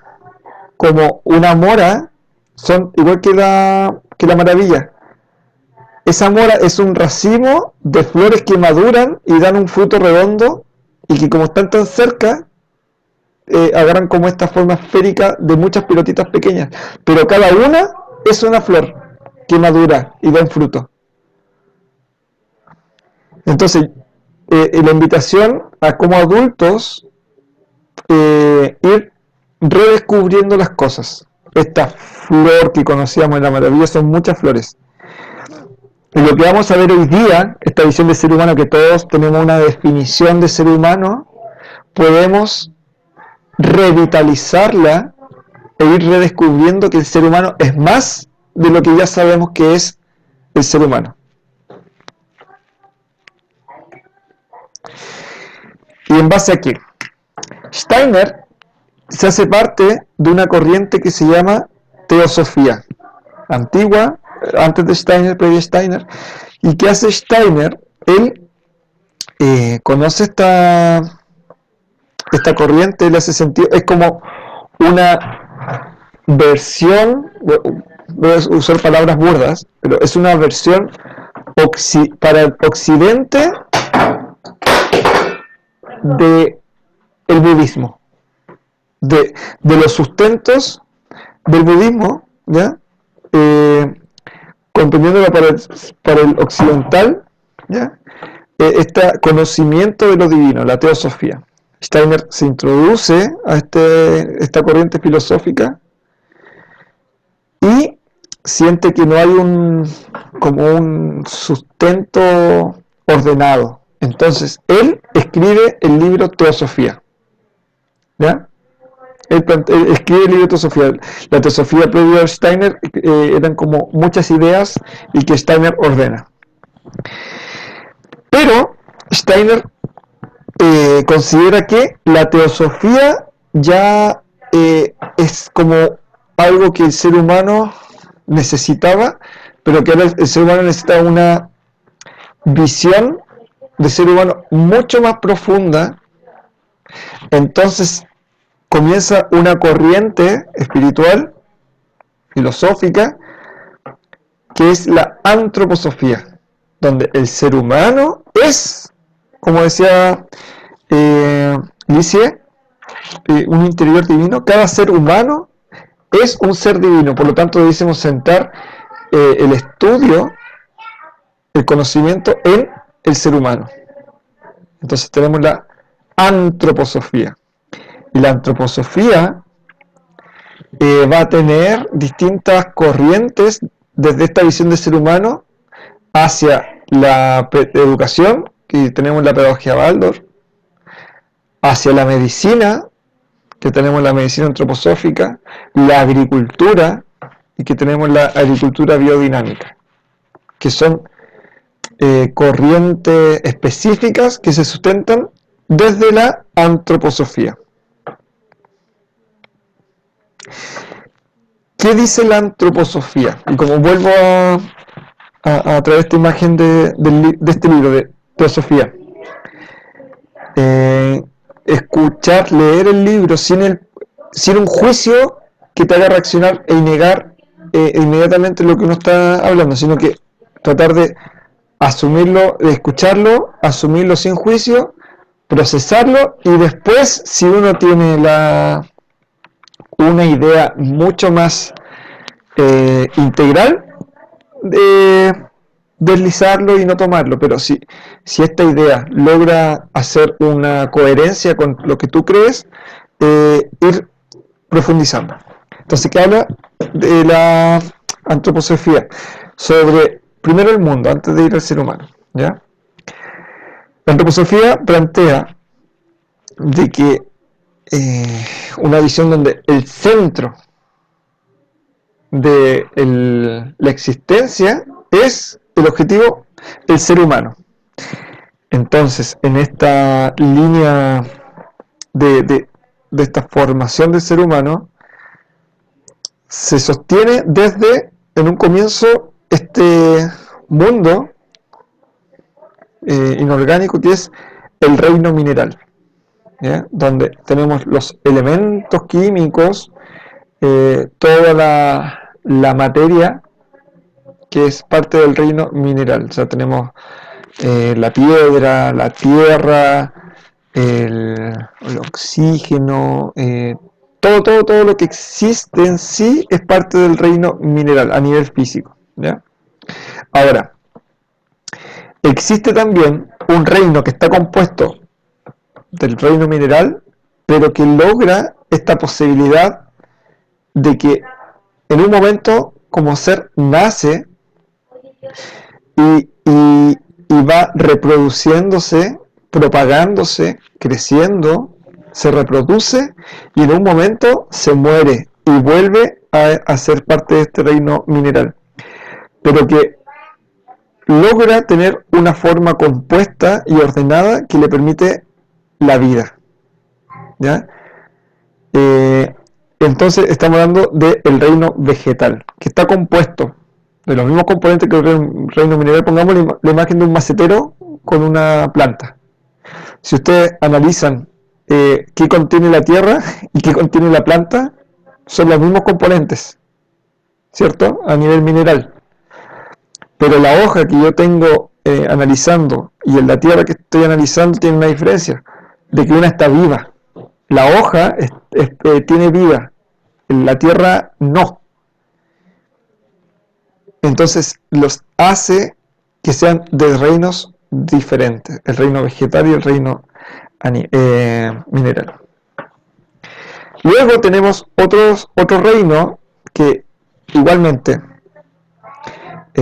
se compone de lo mineral, tiene esta capacidad de tener vida, nace, crece, se reproduce celularmente y muere, pero tiene otra capacidad o otra cualidad que es el poder sentir, ¿ya? Entonces tenemos el reino animal. El reino animal, tenemos animales inferiores y superiores, pero pensemos en los animales superiores, ellos tienen a nivel cerebral, bueno, a nivel físico en general, un sistema nervioso que les permite una vida donde ellos perciben y sienten, ¿ya? No los sentimientos humanos, ¿ya? Pero sí ellos sienten, o sea, ellos pueden sentir miedo, pueden sentir alegría y existe un cierto grado de vida interior. Entonces tenemos un reino animal mucho más desarrollado que el reino vegetal.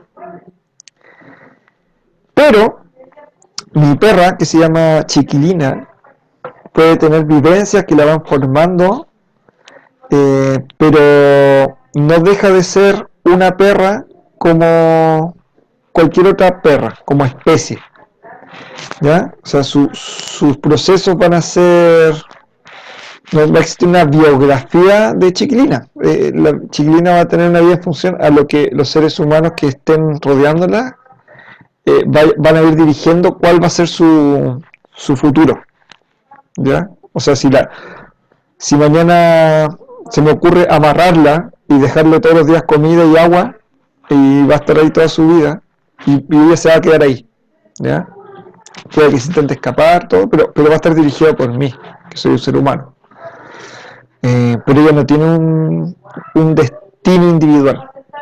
En cambio, existe el reino del ser humano, donde cada ser humano que está compuesto por el reino mineral, o sea, comparte con el reino mineral, comparte con el reino vegetal, con el reino animal, esta capacidad de ser sensible y tener una vida interior, pero el ser humano tiene una vida interior individual.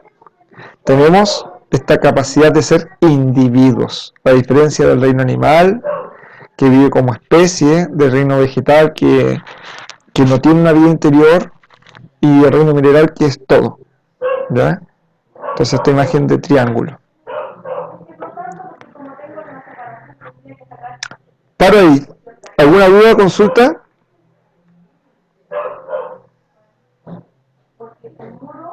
¿No? Entonces, el ser humano tiene esta cualidad individual y que tiene su origen no desde abajo hacia arriba, sino que tiene un origen desde lo divino hacia lo terrenal, ¿ya? Entonces tenemos un origen del ser humano, un origen espiritual. Y voy a rescatar una frase de un sacerdote francés que dice: no somos seres humanos con una experiencia espiritual, somos seres espirituales con una experiencia humana. Entonces,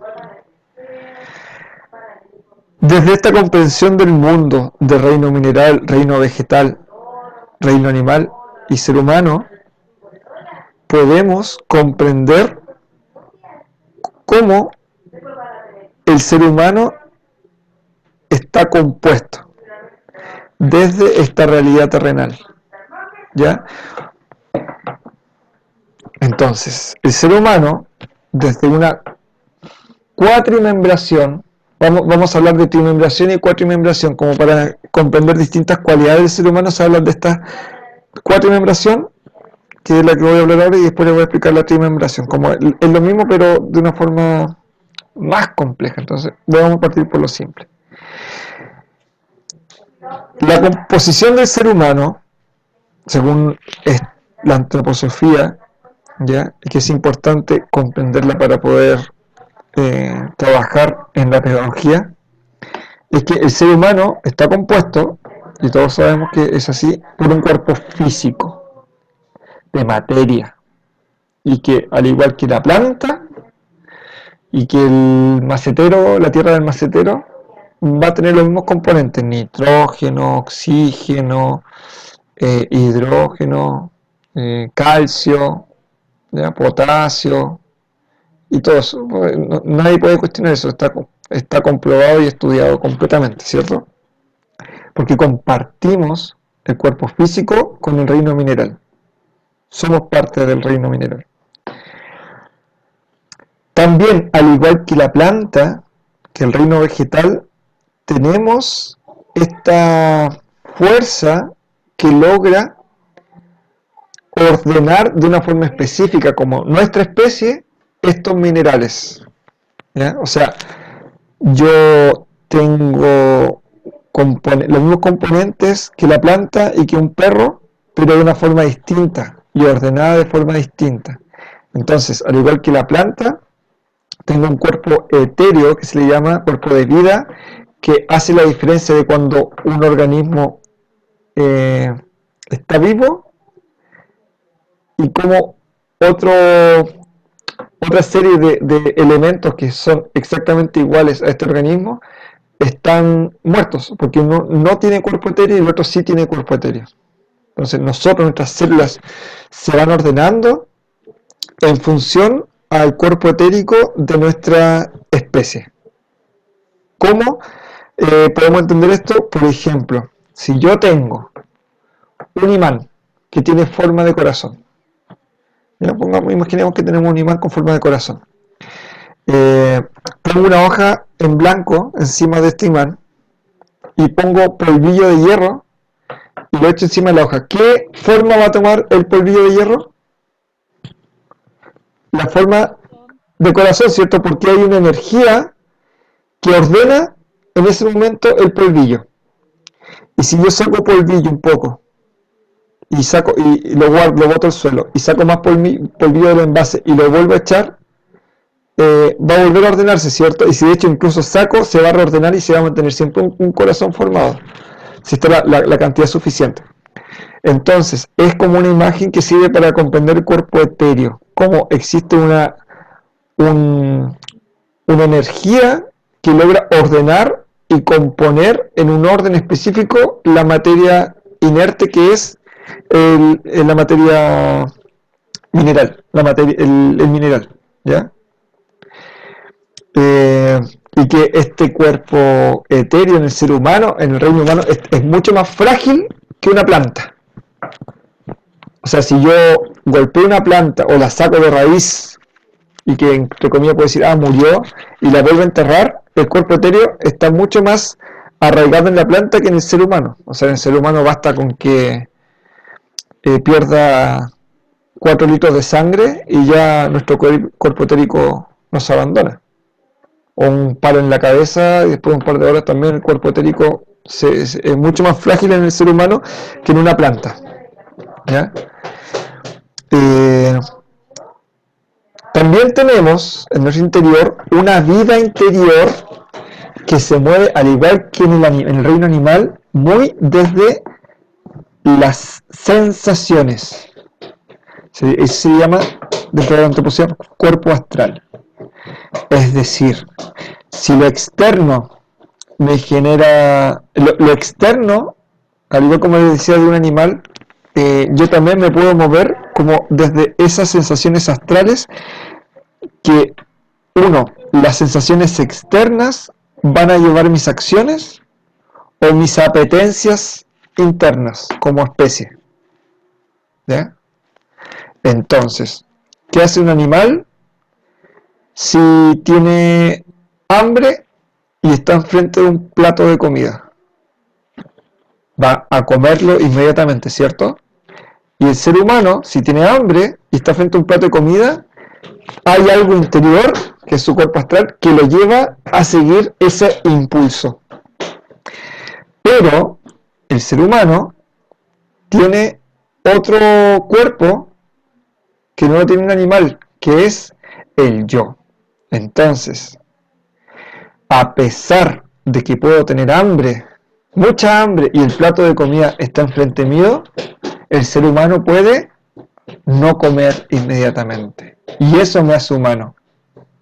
Si yo me siento, tengo el plato de comida y tengo unas ganas de comer, pero doy las gracias y agradezco el plato, eso me hace más humano, porque estoy poniendo en práctica estas cualidades que me diferencian del animal.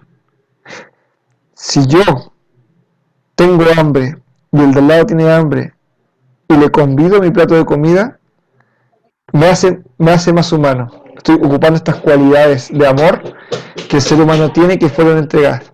Pero si yo me muevo desde el astral, voy a hacer lo mismo con el animal. ¿Qué pasa si tengo hambre, estoy con el plato y el que está al lado mío estira la mano para sacarme un poco de comida? ¿Qué hace el perro cuando está comiendo de su plato? Aunque el dueño se acerque, va a morder la mano del que le da de comer, ¿cierto? El perro. Entonces, eso justamente es un impulso desde la astralidad, desde lo instintivo que el ser humano tiene. Pero la aspiración de la educación debiese ser que nuestras acciones se dirijan hacia lo más humano. La educación debiese ser humanizadora. Y esas cualidades de las que habló, creo que Lizzie también, dice, el amor, enseñar desde el amor, eso se hace educando estas cualidades, estas facultades que tiene el ser humano y que están en su interior, que esa vida interior es su yo. Me salté, espera un poquito.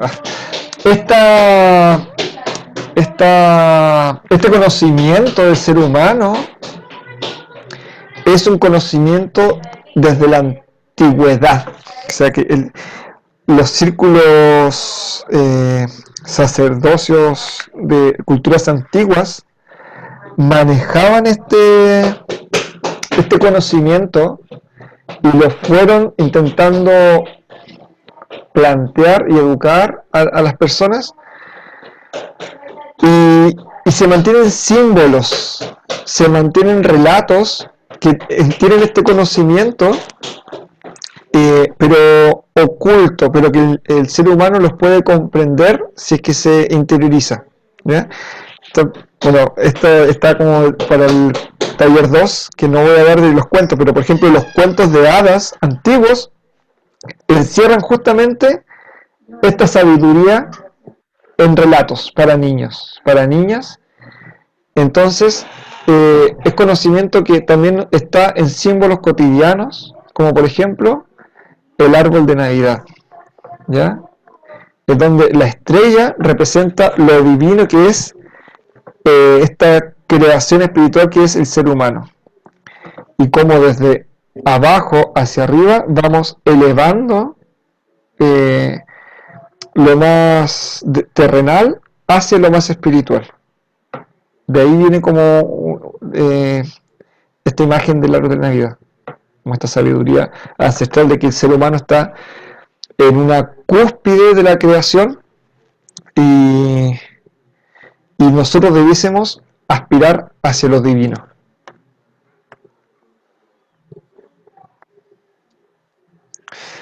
Entonces, este ser humano divino tiene una composición que Steiner plantea en el estudio del hombre, que debiésemos conocer cómo está compuesto y nos vamos a dar cuenta de cómo debiésemos educar.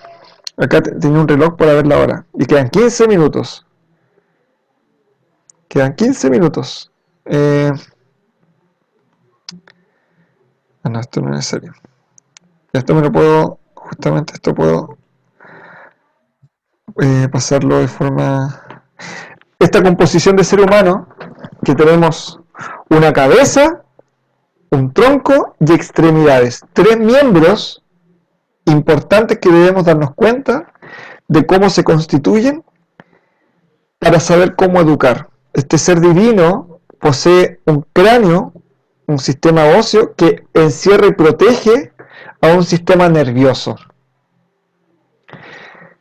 Tenemos un tórax que, al igual que el cráneo, en su parte alta del tórax tiene sistema óseo que protege todos los organismos metabólicos, lo más importante, el corazón, los pulmones, pero que al descender no tenemos este sistema óseo. Si se dan cuenta, lo único que hay en la parte baja del tórax es la columna, y desaparece todo el sistema óseo. Ya está descubierto hasta las extremidades, que es sistema nervioso cubriendo un sistema óseo. es como un cráneo volteado. Acá tenemos en la cabeza tenemos sistema óseo protegiendo el sistema nervioso, y en las manos tenemos sistema nervioso percibiendo y que protege y envuelve el sistema óseo. Entonces, nuestra cabeza está cerrada, es una bóveda. Nuestras manos están conectadas y perciben el mundo. Por lo tanto, el conocimiento debiese ser desde las extremidades, desde las acciones, para que se reflejen en este sistema torácico. ¿Qué habrá en el sistema torácico? Importante. ¿Qué se refleja en el sistema torácico? Recuerden, el corazón. ¿Y qué pasa, por ejemplo, cuando éramos quinceañeras y veíamos a la persona que nos gustaba? ¿Qué se sentía y dónde se sentía? Pajaritos en el estómago. En el estómago, correcto. El sistema torácico es la caja de resonancia de las emociones. Aquí se siente el corazón que palpita más rápido. Este problema para respirar que da así como en ciertas emociones, situaciones. La respiración del miedo. Mariposa en el estómago, todo el sistema torácico. Entonces, cuando educamos, debiésemos hacer que nuestras manos se involucren, lleven a una acción que produzca una emoción, para finalmente ser entendido por la cabeza. No ir directamente a la cabeza como hace la educación tradicional. Usted plantea, por eso la cabeza está cerrada, por una bóveda cerrada. ¿Por qué? Porque tiene que estar cerrada. Las cosas dicen entrar por otro lado, desde la emoción, y para la emoción debiese haber una acción. Entonces esta constitución del ser humano es sumamente importante para educar. ¿Ya?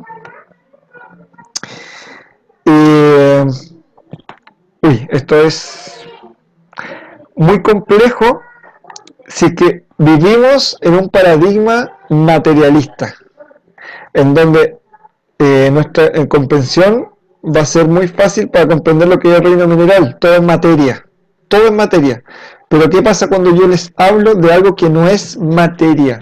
Que el ojo no lo puede percibir, que los dedos no lo pueden tocar, el cuerpo etéreo no se puede tocar, el cuerpo astral tampoco. Queda la experiencia de ver las manifestaciones del cuerpo etéreo, las manifestaciones del cuerpo astral y las manifestaciones del yo. Y cuando trabajamos con niños vamos viendo cómo estos cuerpos van manifestándose. ¿Ya? Pero es muy difícil salirse de este paradigma materialista, como el que hablaba la historia. La eminencia médica era una mujer. Y claro, era simple, pero en el momento de enfrentarme a esa idea, como que no logro captarla, porque hay un paradigma en mí que me impide verlo. Entonces, la pedagogía Waldorf, cuando uno empieza a conocerla, se hace que nos enfrentemos, y me pongo yo también en ese momento cuando comencé, a tener que transformar creencias que cuesta salir de ahí. Y una de las cosas es el paradigma materialista. ¿Ya? Esta experiencia de cómo el cuerpo astral, que es parte del alma, ¿ya? El cuerpo astral, que es parte del alma, debe conectarse con algo mucho más trascendental, que es el yo espiritual. Como yo debo aspirar hacia lo espiritual. Entonces tenemos estas tres partes: el cuerpo, el alma y el espíritu, que vamos a ver después más adelante. Tenemos estas tres facultades que tiene el ser humano, que es esta acción, que con las extremidades, la voluntad. Tenemos esta capacidad que tenemos el ser humano en el tórax de sentir, ¿ya? Y tenemos esta capacidad de pensar, pero no un pensar intelectual. Ese pensar intelectual va a quedar definido dentro del sentir, como de comprender las cosas, ¿ya? Pero este pensar de darnos cuenta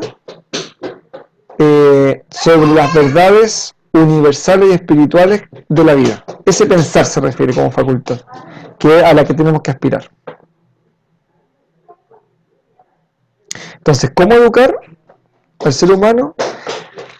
No debiésemos tener una visión de que el ser humano es una cosa simple.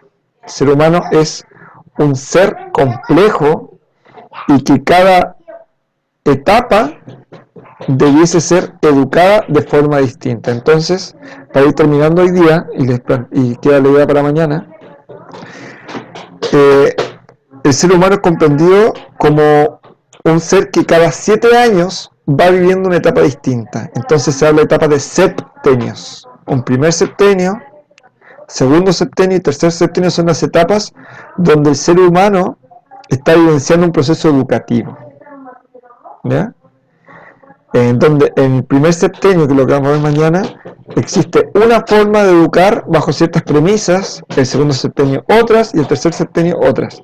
Pero independiente de eso, estas 3 etapas van a aspirar a que este ser espiritual que es cada uno logre que sus acciones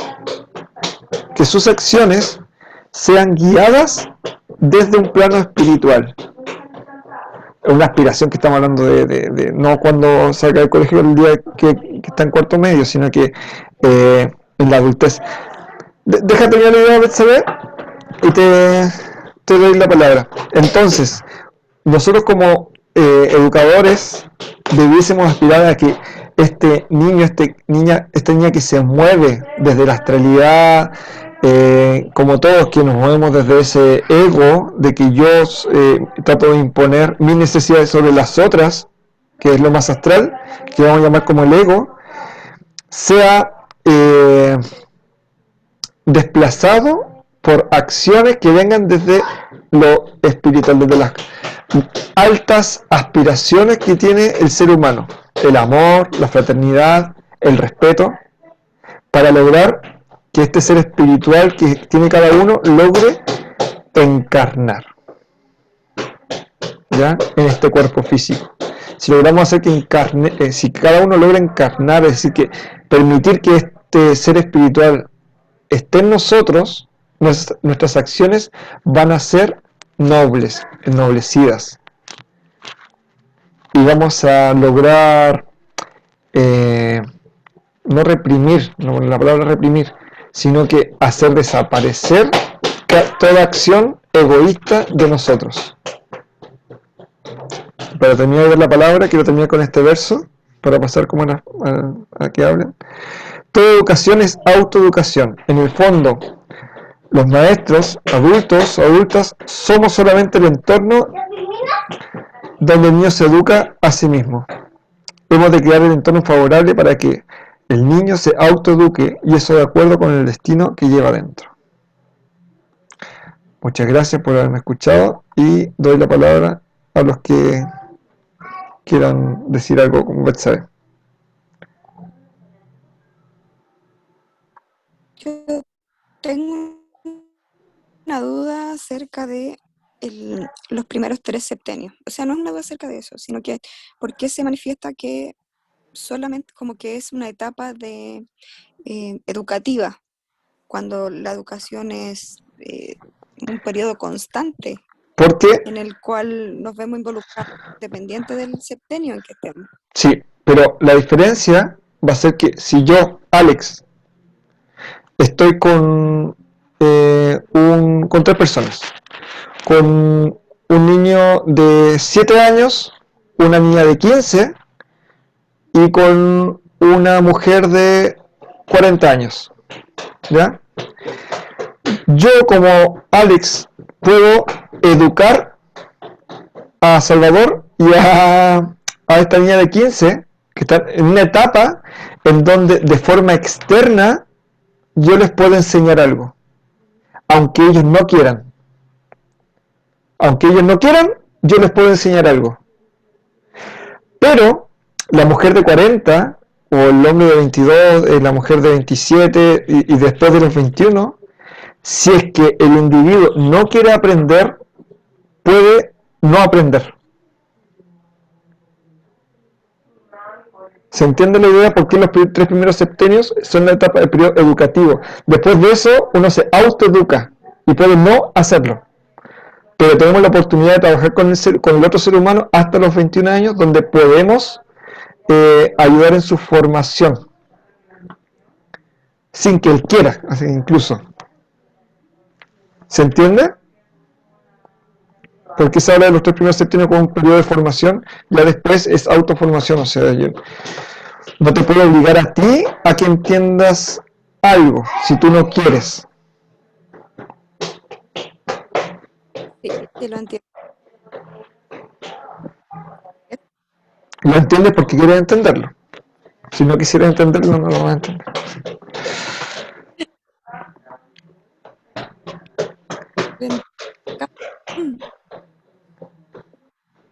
No te entendí lo último.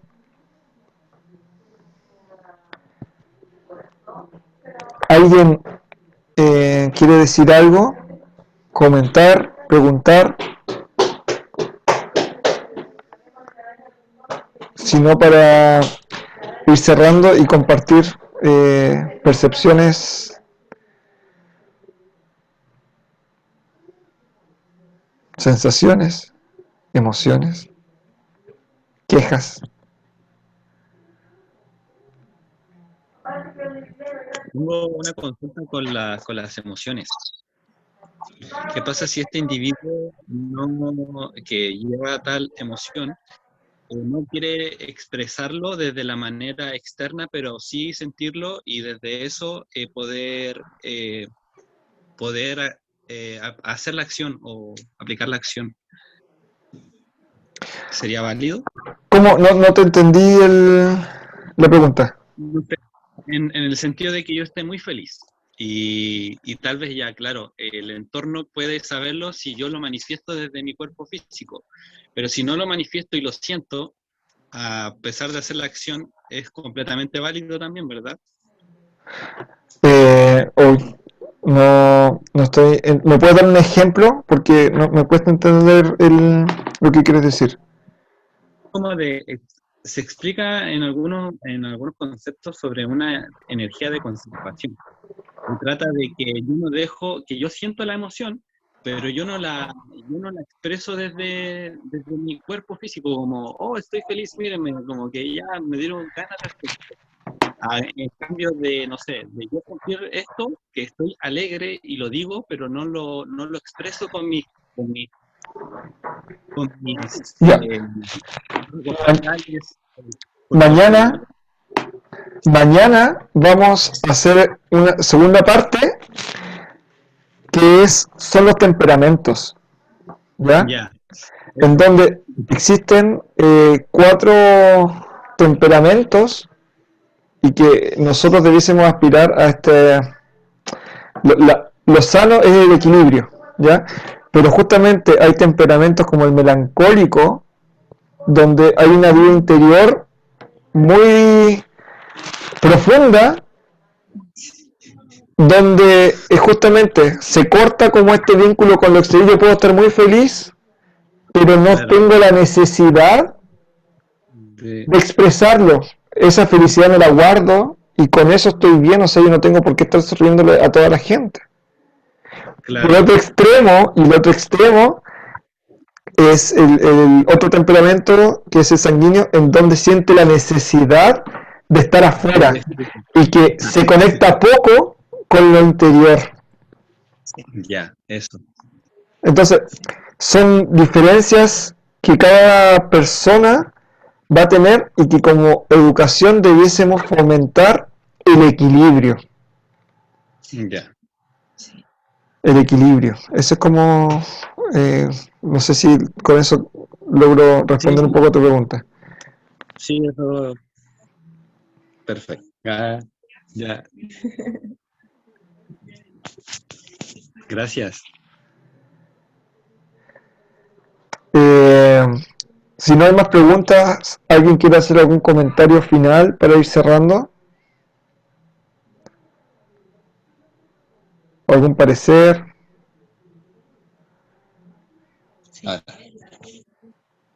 Alex. Sí, yo quiero agradecer la instancia. Se pasó volando. Literal. Fue demasiado veloz. Estábamos así muy atentos y fue muy eh, natural, familiar. Como que esto es, lo voy a decir a modo tribu, porque lo hemos estado hablando, que a veces desde este plano más mental nos ajenamos o, o tal vez desde las mismas expectativas, ¿no? Que uno va teniendo, pero cuando entendemos este lenguaje que es tan cercano, vamos a este lugar que es como, wow, hemos estado acá, o también es como un apapacho así de, realmente lo estamos haciendo, o no lo estamos haciendo tan mal, ¿no? Y, y bueno, y acá somos tres compañeros que estamos en la tribu y lo disfrutamos muchísimo, así que agradecerte por la instancia y eso, Alex, muchas gracias. Qué bueno que el día de hoy les haya gustado o ha hecho sentido, más que gustar, ha hecho sentido este compartir de conocimiento y parte de experiencia que he podido ir ganando en estos 4 años, 5 años. Bueno, si nadie más quiere decir algo, voy a leer el verso para cerrar. 3, 2, 1. ¿Nadie?